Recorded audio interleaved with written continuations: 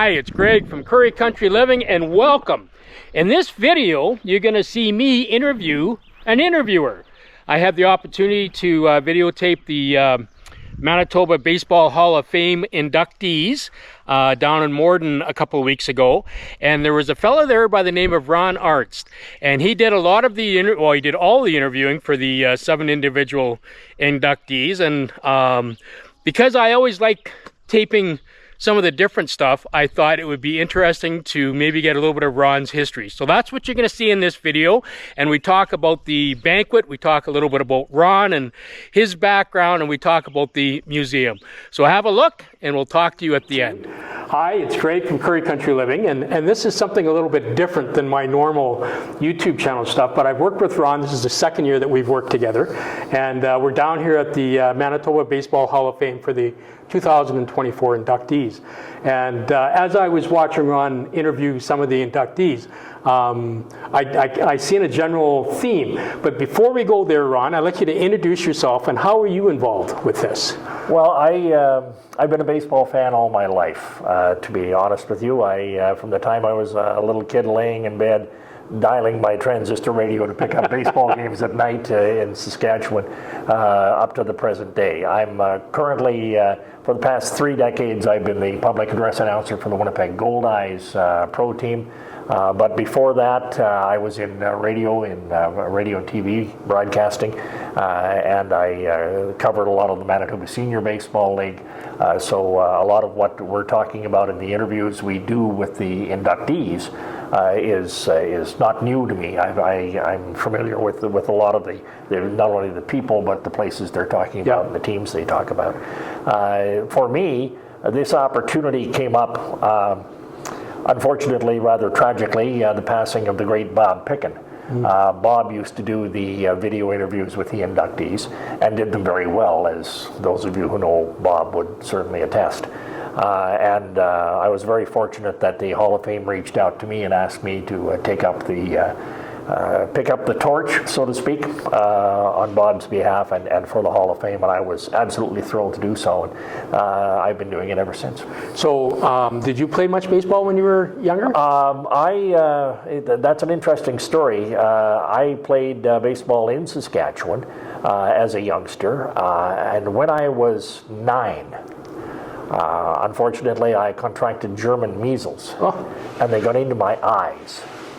And my parents didn't know it at the time, but it seriously affected my eyesight. So I went out to play baseball, and I couldn't hit. As long as it was close, I could catch. Yeah. But you put me out in right field, and I could hear the ball, but I couldn't look up and see it. My eyesight was so bad. Then later in my youth, at about 10 years old, Mom and Dad finally clicked to the fact that I had a vision problem because I was sitting, like nose length away from the TV in order to see it. And so they took me to an optometrist, and they straightened me out and got me glasses.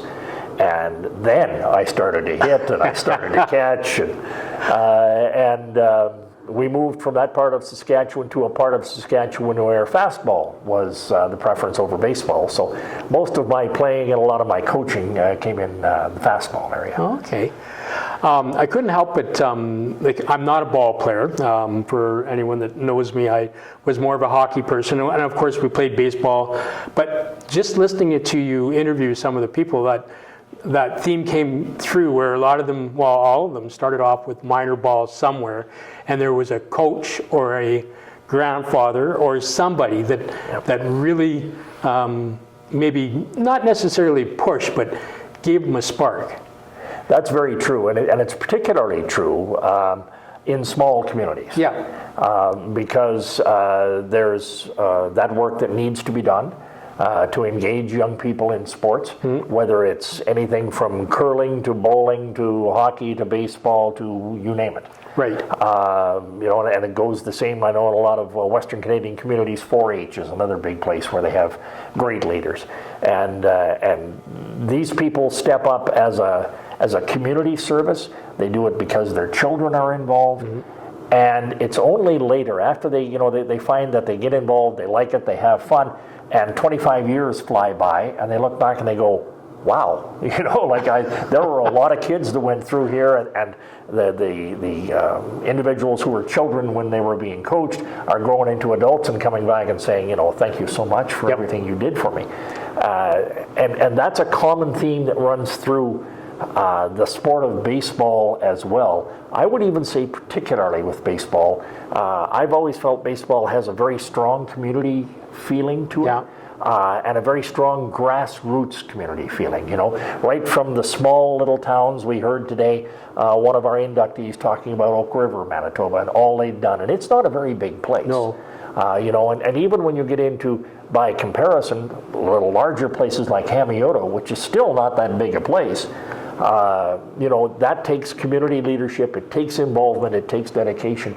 And when it comes to baseball, it always seems to be there. And it's something that I have noticed and that I cherish about the game. Well, and I think one of the things I picked up from one of the interviewers was they'd been playing senior ball in different communities and whatnot, and they were kind of at the kitchen table having a drink and thinking, well, why can't we do this in our community?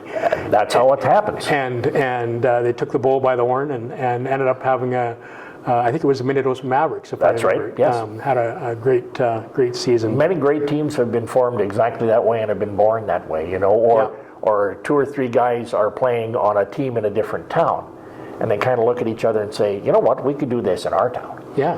And then away they go back and they try to do it, and most of them are successful. I noticed when you would ask them sometimes, like, who are some of the players that you remember playing with, and their eyes would light up a little bit, and they were scared about missing somebody, but they could remember, and they were great. And a lot of them would make the comment that we don't see each other every day, but every time we do see each other, we're great friends, and that. Well, that's that sense of community I was talking about a moment ago. It's an overused word, but I think it applies in this case. It is like family. Yeah. When you work hard together and you play together, and especially the unique similarity, which is kind of an oxymoron, I suppose, that these players have is they have been successful together. And when you're successful together, you remember that and you grow closer. Yeah. And the more successful you are and the more success you have at various levels, the closer you become. And it is very much a family. You heard one of the interviewees today talking about how a particular family took them in like they were members of the family. Yeah. That happens. That's grassroots baseball. So right now, you're headed back to Winnipeg. I am. To work a game, I believe. Yes, the Winnipeg Gold Eyes are playing tonight, so I got to be there on the microphone. And I'm going to be sticking around and catching a bunch of what's going on later this evening. But the Baseball Hall of Fame here in Morden is quite, for a size of town like Morden, to have a Baseball Hall of Fame like they do, says a lot for the community as well. I'll tell you a quick little story, and it involves the Gold Eyes. Last year, the Gold Eyes had a play-by-play announcer who was from California, right, and had done his radio work in California, and saw the Winnipeg Gold Eyes job was open and took it. And during some downtime, he took the opportunity, and I had urged him in that way, and our good friend Hank Lemoyne had added a little push too, and he came out and met with Jim Mutchison here at the Hall of Fame and had a tour, and he was blown away.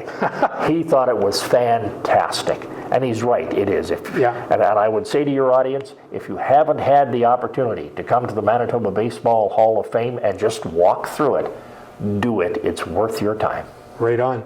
Well, I know you got to get back to Winnipeg, and thanks very much for talking to me. I appreciate the opportunity, and I appreciate your interest. And we'll see you next year. You betcha. Well, thanks for watching that video, and if you enjoyed that, consider giving me a thumbs up, subscribing to any of the social media platforms I'm on. Tracy and I have recently started running a loft Airbnb. You can see it in the background. You can check that out in the details below. And as always, stay safe, and we'll talk to you next time.